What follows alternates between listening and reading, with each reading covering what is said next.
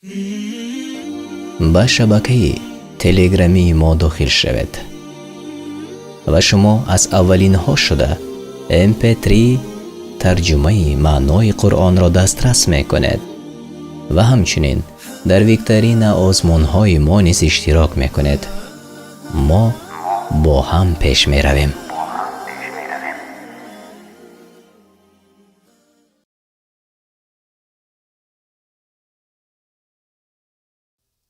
сураи нур яъне рӯшноӣ. ин сура аз 64 оят иборат аст ва дар Мадина нозил шудааст. аз Қуръони Карим ва тарҷумаи маънои он дар равиши тафсири муяссар ба забони тоҷикӣ гирифта шудааст. бисмиллаҳи рраҳмани рраҳим. ба номи Аллоҳи бахшояндаи меҳрубон. سورة أنزلناها وفرضناها وأنزلنا فيها آيات بينات لعلكم تذكرون. سوره است که آن را نازل کرده‌ایم و واجب ساخته‌ایم عمل کردن به احکام آن را و در آن آیات روشن فرستاده‌ایم. ای مؤمنان باشد که پند گیرید. الزانية والزاني فاجلدوا كل واحد منهما 100 جلدة ولا تأخذكم بهما رأفة في دين الله إن كنتم تؤمنون بالله واليوم الآخر وليشهد عذابهما طائفة من المؤمنين. هر یکی از زن و مرد زناکار را 100 ضربه بزند و اگر به الله و روز قیامت ایمان دارد باید که در حکم الله نسبت به آن دو رحمدل نگردد و باید که به هنگام شکنجه کردنشان گروه از مؤمنان حاضر باشند تا هوشیار شوند و پند گیرند. الزاني لا ينكح إلا زانية أو مشركة والزانية لا ينكحها إلا زان أو مشرك وحرم ذلك على المؤمنين. مرد زناکار جز زن زناکار یا مشرک را نمیگیرد و زن زناکار را جز مرد زناکار یا مشرک نمیگیرد و این بر مؤمنان حرام شده است. والذین یرمون المحصنات ثم لم یأتوا بأربعة شهداء فاجلدوهم 80 جلدة ولا تقبلوا لهم شهادة أبدا وأولئك هم الفاسقون. کسانی را که زنان پاک را به زنا متهم می کنند و 4 شاهد نمی آورند 80 دره بزنید و از آن پس هرگز شهادتشان را نپذیرید که مردم فاسقند. إلا الذين تابوا من بعد ذلك وأصلحوا فإن الله غفور رحيم. غیر کسانی که بعد از آن توبه کنند و عملشان را اصلاح نمایند زیرا الله بخشنده و مهربان است. والذین یرمون ازواجهم ولم یکن لهم شهداء الا انفسهم فشهادة احدهم 4 شهادات بالله انه لمن الصادقین. و کسانی که زنان خود را به زنا متهم می کنند و شاهد جز خود ندارند باید که سوگند خورند به نام الله 4 بار همانا که او از راستگویان است. والخامسة أن لعنة الله عليه إن كان من الكاذبين. و بار پنجم بگوید که لعنت الله بر او باد اگر از دروغگویان باشد. ويدرأ عنها العذاب أن تشهد 4 شهادات بالله إنه لمن الكاذبين.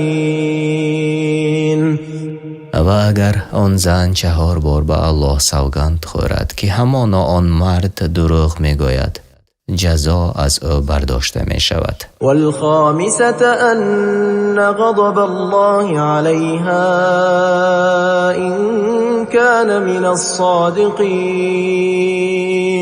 و بار پنجم بگوید که خشم الله بر او یعنی بر زن باد اگر مرد از راستگویان باشد. ولولا فضل الله عليكم ورحمته وأن الله تواب حكيم. چی می شد ای مؤمنان اگر فضل و رحمتی که الله بر شما ارزانی داشته است نمی بود، هر آینه نابود می شدید و هر آینه الله توبه پذیر و حکیم است. إن الذين جاءوا بالإفك عصبة منكم لا تحسبوه شرا لكم بل هو خير لكم لكل امرئ منهم ما اكتسب من الإثم والذي تولى كبره منهم له عذاب عظيم. کسانی که آن دروغ بزرگ را ساخته اند گروهی از شمایند، می پندارد که شما را در آن بدی بود بلکه خیر شما در آن بود. هر مرد از آنها به آن اندازه گناهی که کرده است به جزا رسد و از میان آنها آن که بیشترین این بهتان را به عهده دارد به عذاب بزرگ گرفتار خواهد شد. لولا إذ سمعتموه ظن المؤمنون والمؤمنات بأنفسهم خيرا وقالوا هذا إفك مبين. چرا هنگامی که آن بهتان را شنیدید مردان و زنان مؤمن به خود گمان نیک نکردند و نگفتند که این تهمت آشکار است. لولا جاءوا عليه ب4 شهداء فإذ لم يأتوا بالشهداء فأولئك عند الله هم الكاذبون. چرا 4 شاهد بر دعوای خود نیاوردند؟ پس اگر شاهدان نیاوردند در نزد الله از زمره دروغگویانند. ولولا فضل الله عليكم ورحمته في الدنيا والآخرة لمسكم فيما أفضتم فيه عذاب عظيم. اگر فضل و رحمت الله در دنیا و آخرت نمی بود به سزای آن سخنان که می گفتید شما را حتما عذاب بزرگ در می رسید. اذ تلقونه بألسنتكم وتقولون بأفواهكم ما ليس لكم به علم وتحسبونه هينا وهو عند الله عظيم. آنگاه که آن سخن باطل را از دهان یکدیگر می گرفتید و چیزی بر زبان می راندید که درباره آن هیچ نمی دانستید و می پنداشتید که کاری خرده است و حال آن که در نزد الله کاری بزرگی بود. ولولا إذ سمعتموه قلتم ما يكون لنا أن نتكلم بهذا سبحانك هذا بهتان عظيم. چرا آنگاه که این سخن را شنیدید نگفتید ما را نشاید که آن را بازگوییم؟ پروردگارا تو پاکی، این تهمت بزرگی است در حق همسر محمد صلی الله علیه و سلم. یعظکم الله ان تعودوا لمثله ابدا ان کنتم مؤمنین. الله تعالی شما را نهی می کند و پند می دهد که اگر از مؤمنان هستید باری دیگر گردی چنان کار مگردید. و یبین الله لكم الآیات والله علیم حکیم. و الله تعالی احکام آیات را برای شما بیان می کند و الله دانا است بر کردار شما و در تدبیر کار خلقش حکیم است. إن الذين يحبون أن تشيع الفاحشة في الذين آمنوا لهم عذاب أليم في الدنيا والآخرة والله يعلم وأنتم لا تعلمون.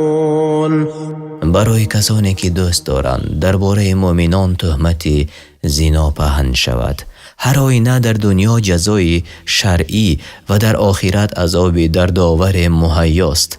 الله می‌داند حقیقت هر چیزی را که شما نمی‌دانید. ولولا فضل الله عليكم ورحمته وأن الله رؤوف رحيم. اگر فضل و رحمت الهی شامل حال شما نمی شد و اگر الله تعالی نسبت به شما مهر و محبت نمی داشت، بیان نمی کرد این احکام و موعظه ها را و تیزی می کرد در عذاب کردن آنهایی که امرهای او را مخالفت می کنند.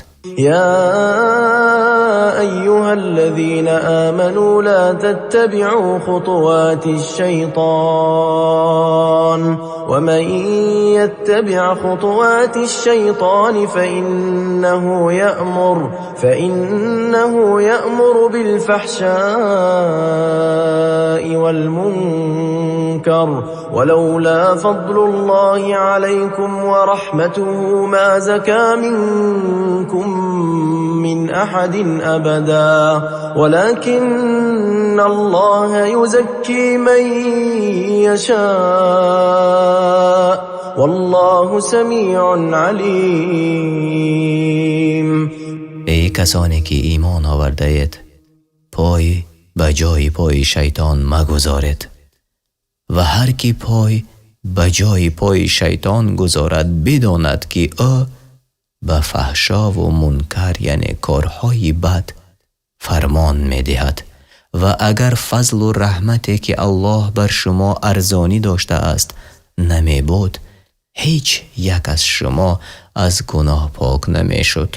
لیکن هر آینه الله هر کس را که بخواهد پاکیزه می سازد و الله شنوای و داناست.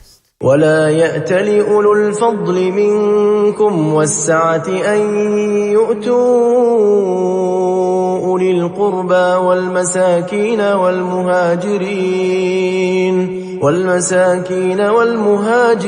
في سبيل الله وليعفوا وليصفحوا ألا تحبون أن يغفر الله لكم والله غفور رحیم. و باید که بزرگان و توانگران شما بر آن سوگند نخورند که چیزی به خویشاوندان و مسکینان و مهاجرانی در راه الله ندهند. باید ببخشند و گذشت بکنند. آیا نمی خواهید که شما را الله بیامرزد یعنی ببخشد؟ و الله هست آمرزنده مهربان. إن الذين يرمون المحصنات الغافلات المؤمنات لعنوا في الدنيا والآخرة ولهم عذاب عظيم. هر آینه آنان که زنان پاک دامنی بیخبر مؤمن را تهمت زنا میزنند. در دنیا و آخرت لعنت شدند و برایشان عذاب بزرگ است. يوم تشهد عليهم ألسنتهم وأيديهم وأرجلهم بما كانوا يعملون. روزی که زبانشان و دستهایشان و پایهایشان به زیانشان بر کارهایی که میکردند شهادت دهند. يومئذ يوفيهم الله دينهم الحق ويعلمون أن الله هو الحق المبين. آن روز که الله جزایشان را به پررگی بدهد و بدانند که هر آینه الله تعالی بر حق و آشکار است. الخبيثات للخبيثين والخبيثون للخبيثات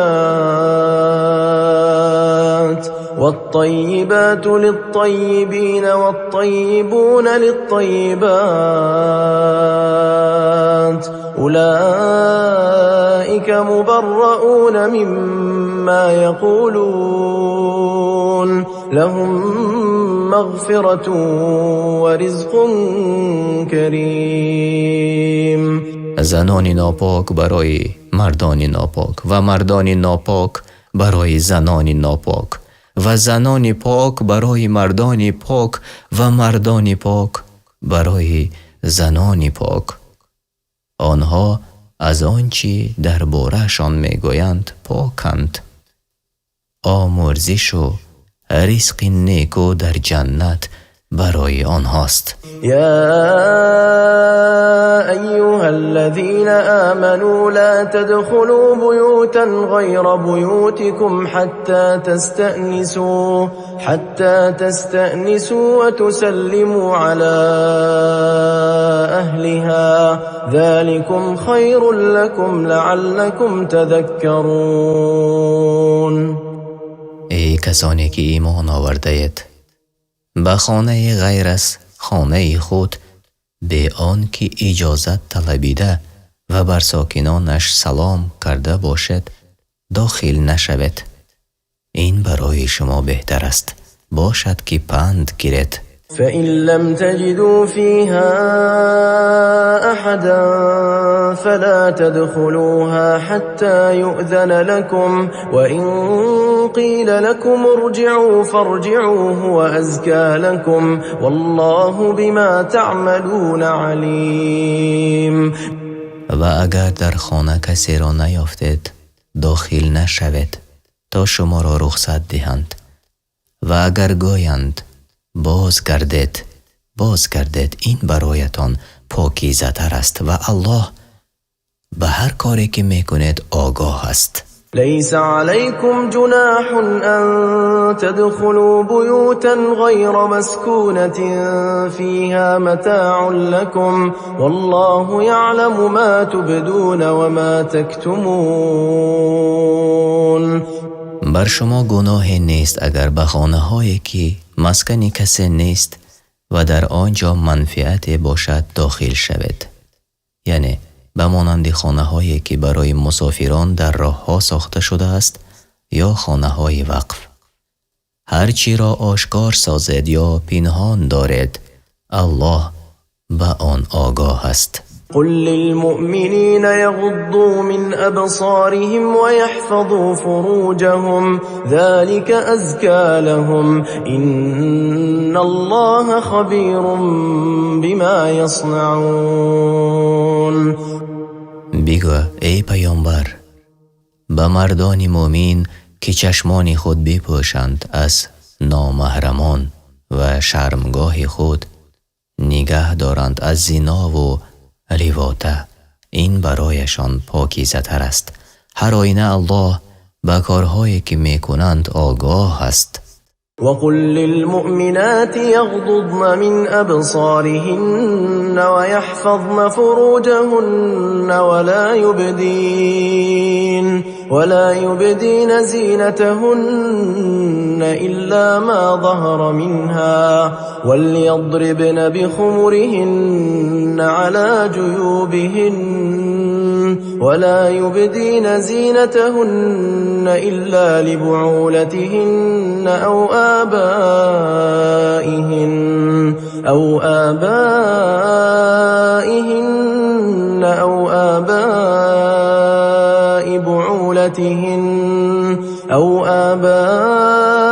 بعولتهن أو أبنائهن أو أبناء بعولتهن أو إخوانهن أو بني إخوانهن أو بني أخواتهن أو نسائهن أو ما ملكت أيمانهن أو التابعين غير أولي الإربة من الرجال أو الطفل الذين لم يظهروا على عورات النساء ولا يضربن بأرجلهن ليعلم ما يخفين من زينتهن وتوبوا إلى الله جميعا أيها المؤمنون لعلكم تفلحون.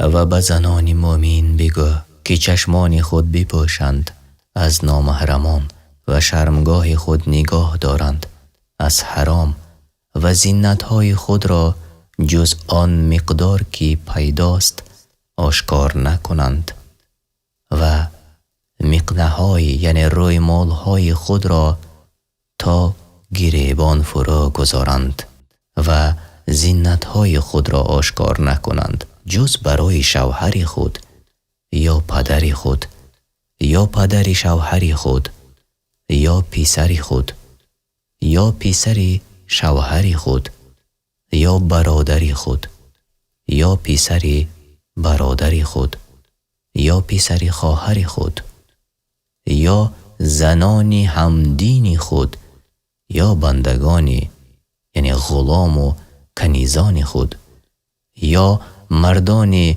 خدمتگزار خود که رغبت به زن ندارند یا کودکانی که از شرمگاه زنان بیخبرند و نیز چنان پای بر زمین نزنند تا آن زینت که پنهان کرده اند دانسته شود. ای مؤمنان همگان به درگاه الله توبه کنید باشد که رستگار گردید. و انکحوا الایام منکم والصالحین من عبادکم و امائکم ان یکونوا فقراء یغنهم الله من فضله والله واسع علیم. خانه‌دار کنانید غلام و کنیزان خود را که صالح و شایسته کار باشند اگر فقیر و بینوا باشند الله با کرم خود با دولت و توانگرشان خواهد ساخت که الله کشایش دهنده و داناست. وليستعفف الذين لا يجدون نكاحا حتى يغنيهم الله من فضله والذين يبتغون الكتاب مما ملكت أيمانكم فكاتبوهم إن علمتم فيهم خيرا وآتوهم مما لله الذي آتاكم ولا تكرهوا فتياتكم على البغاء إن أردنا تحصنا لتبتغوا عرض الحياة الدنيا ومن يكرههن فإن الله من بعد إكراههن غفور رحيم. آنان که به سبب کمبغلیشان قدرت خانه‌دار شوی را ندارند باید پاک دامنی پیشه کنند تا الله از کرم خویش توانگرشان گرداند و از بندگانتان آنان را که خواهان باز خریدن خویشند. اگر در آنها خیر یافتید باز خریدنشان را بپذیرید و از آن مال که الله به شما ارزانی داشته است به آنان بدهید و کنیزان خود را اگر خواهند که پرهیزگار باشند به خاطر ثروت دنیوی به زنا مجبور مکنید. هر کس که آنان را به زنا مجبور کند الله برای آن کنیزان که به مجبوری به آن کار وادار گشته‌اند آمرزنده و مهربان است. ولقد أنزلنا إليكم آيات مبينات ومثلا من الذين خلوا من قبلكم وموعظة للمتقين. به تحقیق برای شما آیت‌های روشن و واضح و قصه و داستان‌های آنانی که پیش از شما بودند و نیز برای پرهیزگاران پند و نصیحت‌ها نازل کردیم. الله نور السماوات والأرض مثل نوره كمشكاة فيها مصباح المصباح في زجاجة الزجاجة كأنها كوكب دري يوقد من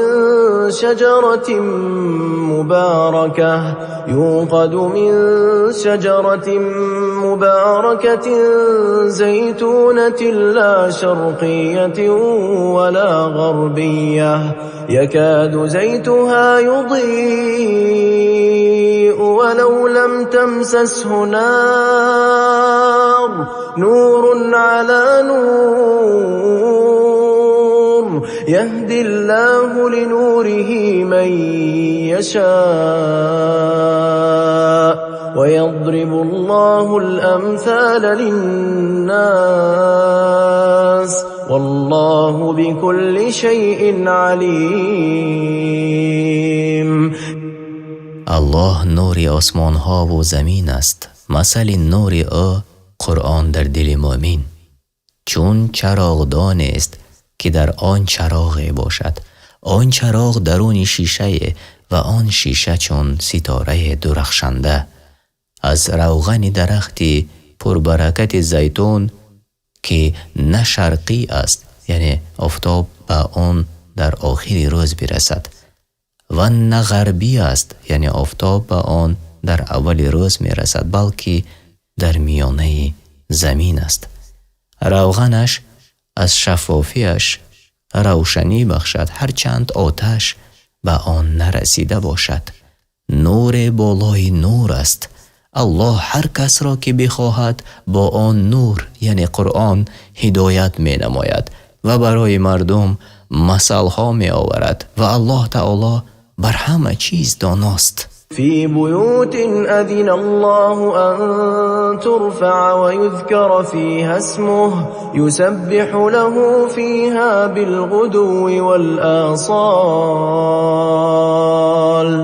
آن نور فروزان است در مسجدهایی که الله رخصت داد ارجمندش دارند و نامش در آنجا با نماز و تلاوت قرآن تسبیح و تهلیل یاد شود و او را هر بامداد و شبانگاه تسبیح گویند. رجال لا تلهيهم تجارة ولا بيع عن ذكر الله وإقام الصلاة وإيتاء الزكاة يخافون يوما تتقلب فيه القلوب والأبصار.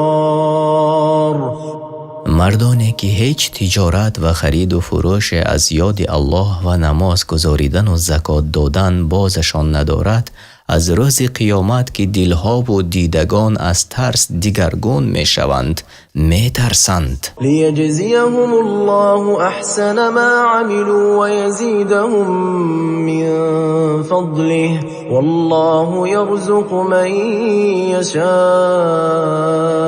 بغیر حساب. تا الله به نیکوتر از آنچه کرده‌اند جزایشان دهد و از بزرگی خود بر آن بیفزاید و الله هر کی را خواهد به حساب رزق دهد. والذين كفروا أعمالهم كسراب بقيعة يحسبه الظمآن ماء حتى إذا جاءه لم يجده شيئا ووجد الله عنده فوفاه حسابه والله سریع الحساب.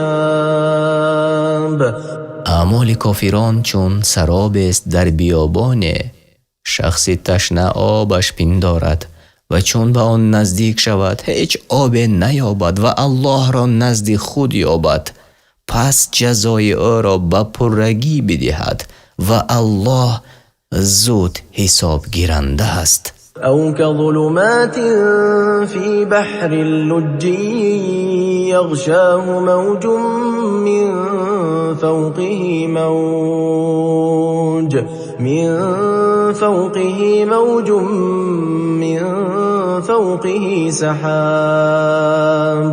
ظلمات بعضها فوق بعض إذا أخرج يده لم يكد يراها ومن لم يجعل الله له نورا فما له من نور. یا که عمل کافران به مانند تاریکی های است در دریای چقور که می پوشد. این کافر را موج و بر بالای آن موج دیگر است و بر بالای آن موج ابر خیره است. تاریکی های بر بالای یکدیگر آن طور که اگر دست خود بیرون آرد آن را نتواند دید و هر کی را الله نور از قرآن و سنت نداد که به آن راه یابد پس او را هیچ نور نیست. ألم تر أن الله يسبح له من في السماوات والأرض والطير صافات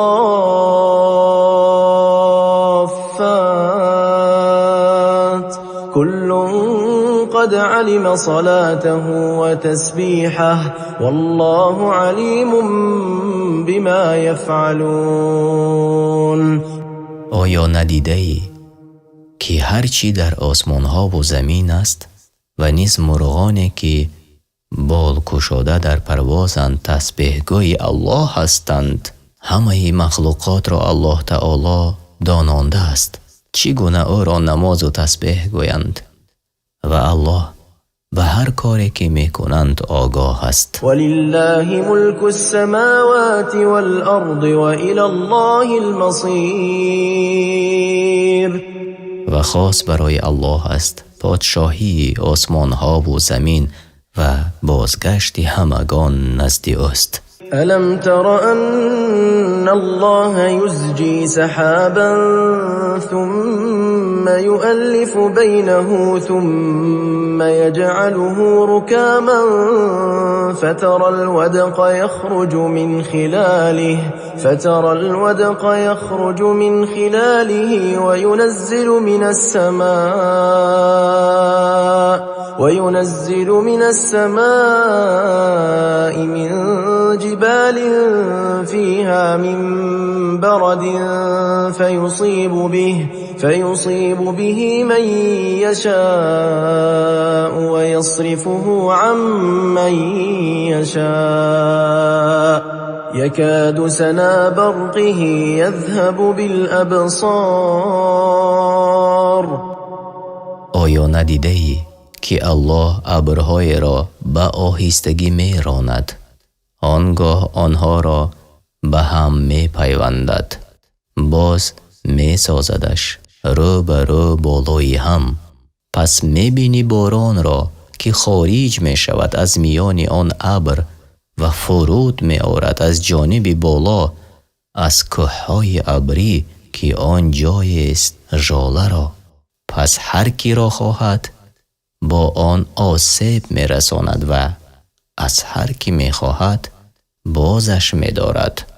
رعد و برقی که در آن ابر بوده قریب است که ببرد نور چشمها را. يقلب الله الليل والنهار إن في ذلك لعبرة لأولي الأبصار. یکی از نشانه های قدرت الله تعالی این است که او شب و روز را می گرداند. بیگمان خیرتمندان را در این عبرت است. والله خلق كل دابة من ماء فمنهم من يمشي على بطنه ومنهم من يمشي على رجلين ومنهم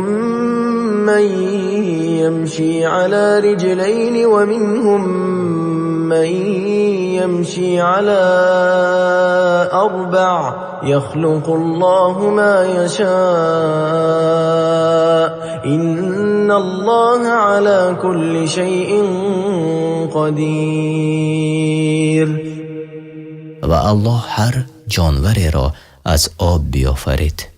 بعضی از آنها بر شکم می روند یعنی مار و بعضی بر دو پا می روند یعنی انسان و بعضی بر 4 پا می روند یعنی 4 پایان. الله هر چی بخواهد می آفریند. هر آینه الله بر هر کار تواناست. لقد أنزلنا آيات مبينات والله يهدي من يشاء إلى صراط مستقيم. به تحقیق در قرآن آیت‌های روشن و واضح نازل کرده ایم و الله هر کس را که بخواهد به راه راست یعنی اسلام هدایت می کند. ويقولون آمنا بالله وبالرسول وأطعنا ثم يتولى فريق منهم من بعد ذلك وما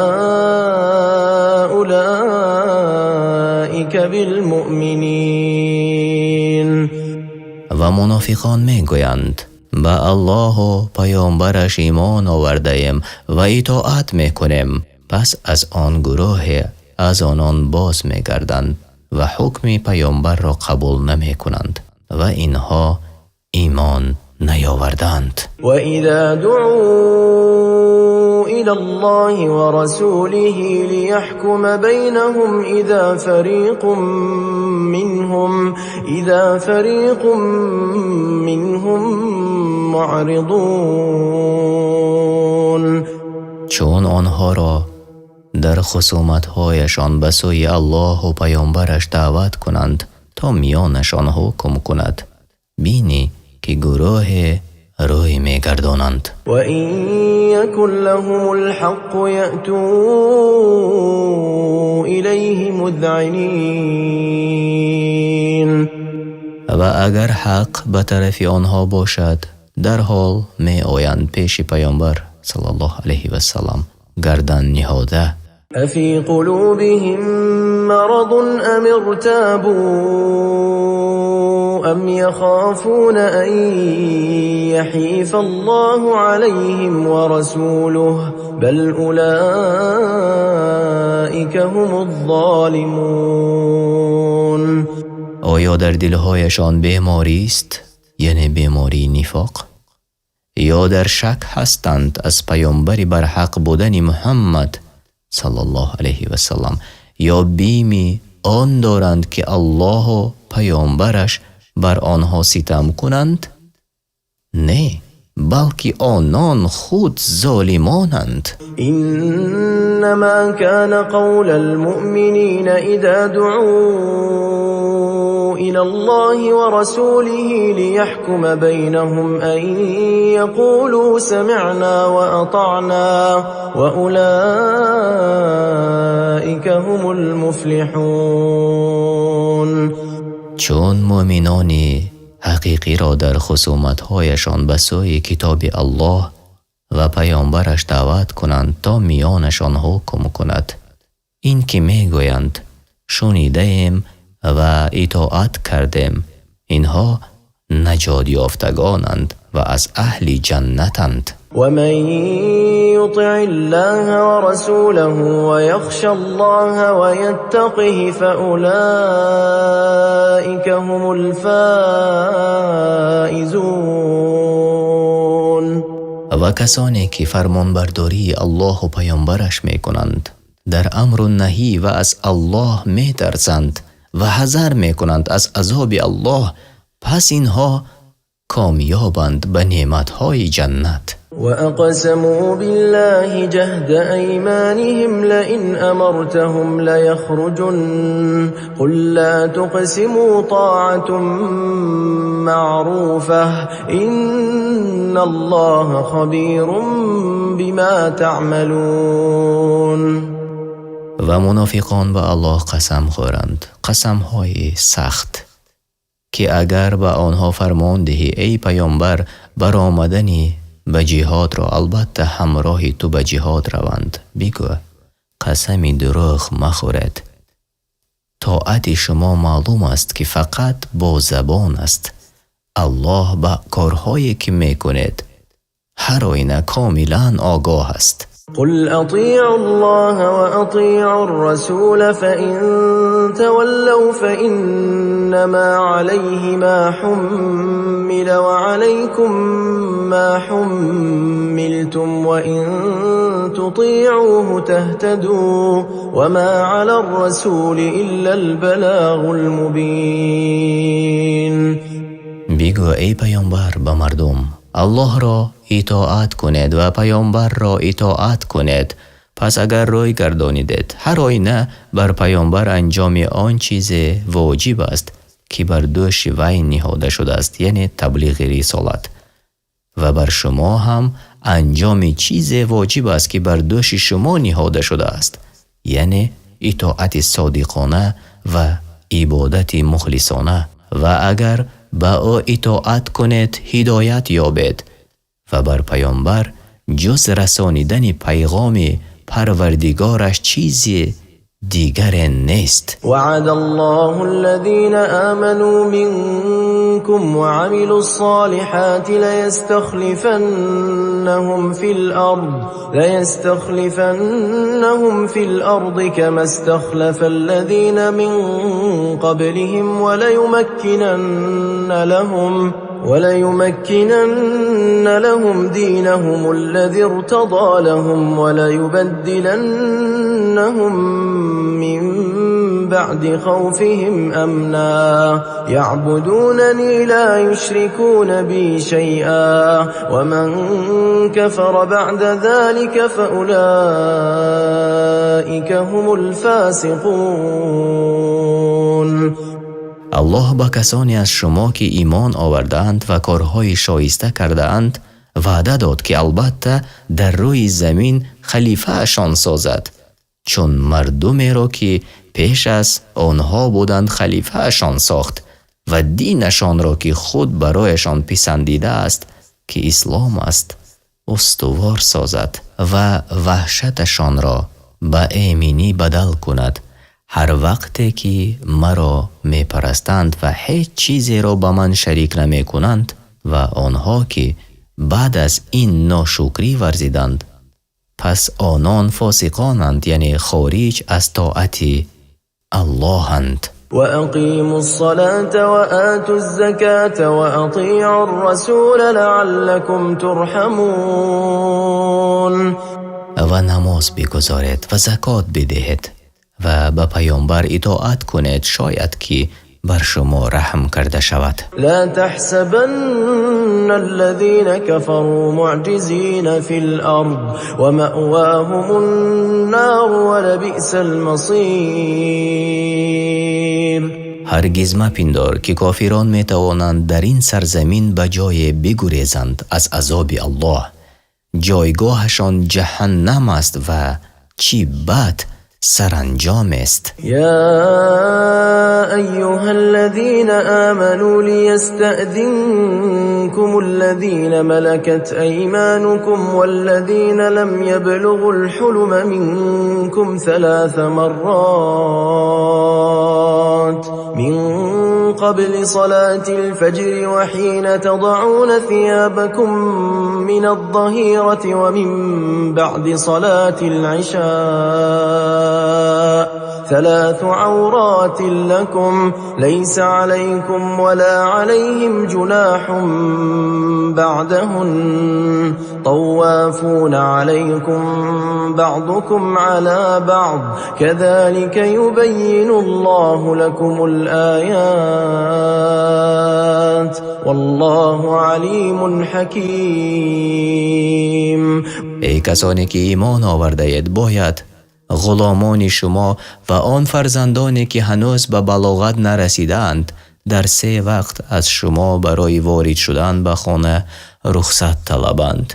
پیش از نماز صبح و هنگام ظهر که لباس از تن بیرون میکند و بعد از نماز خفتن. این 3 وقت خلوت شماست. در غیر این 3 وقت نیست وبال نه بر شما و نه بر آنهایی که نزد شما داخل می شوند. نپرسیده چون که بعضی شما بر بعض دیگر آمد و رفت کنندگانید. الله آیات را اینچنین برای شما بیان می کند و الله دانا و حکیم است. وَإِذَا بَلَغَ الْأَطْفَالُ مِنكُمُ الْحُلُمَ فَلْيَسْتَأْذِنُوا كَمَا اسْتَأْذَنَ الَّذِينَ مِن قَبْلِهِمْ كَذَلِكَ يُبَيِّنُ اللَّهُ لَكُمْ آيَاتِهِ وَاللَّهُ عَلِيمٌ حَكِيمٌ. و چون کودکان شما به سن بلاغت رسیدند در همه وقتها برای در آمدن به مکانی که پدر و مادر در آنجا استراحت می کنند باید مانند کسانی که ذکرشان گذشت یعنی مثل به بلاغت رسیدگان رخصت طلبند. الله تعالی آیات و احکام شریعت خود را اینچنین روشن و ساده برای شما بیان می کند و الله دانا و حکیم است در قانون گذاری برای بندگانش. والقواعد من النساء اللاتي لا يرجون نكاحا فليس عليهن جناح أن يضعن ثيابهن غير متبرجات بزينة وأن يستعففن خير لهن والله سمیع علیم.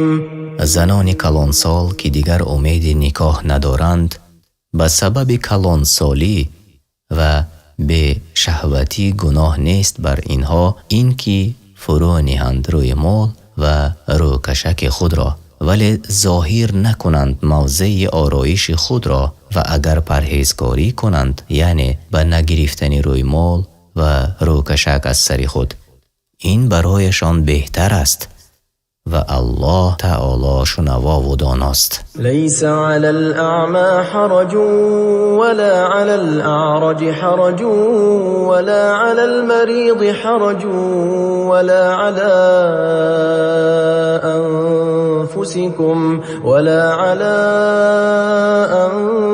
أنفسكم أن تأكلوا من بيوتكم أو بيوت آبائكم أو بيوت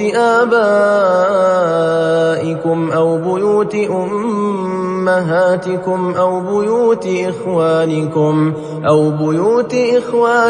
أو بيوت أخواتكم أو بيوت أعمامكم أو بيوت عماتكم أو بيوت أخوالكم أو بيوت أخوالكم أو بيوت خالاتكم أو ما ملكتم مفاتحه أو صديقكم ليس عليكم جناح أن تأكلوا جميعا أو أشتاتا فإذا دخلتم بيوتا فسلموا على أنفسكم تحية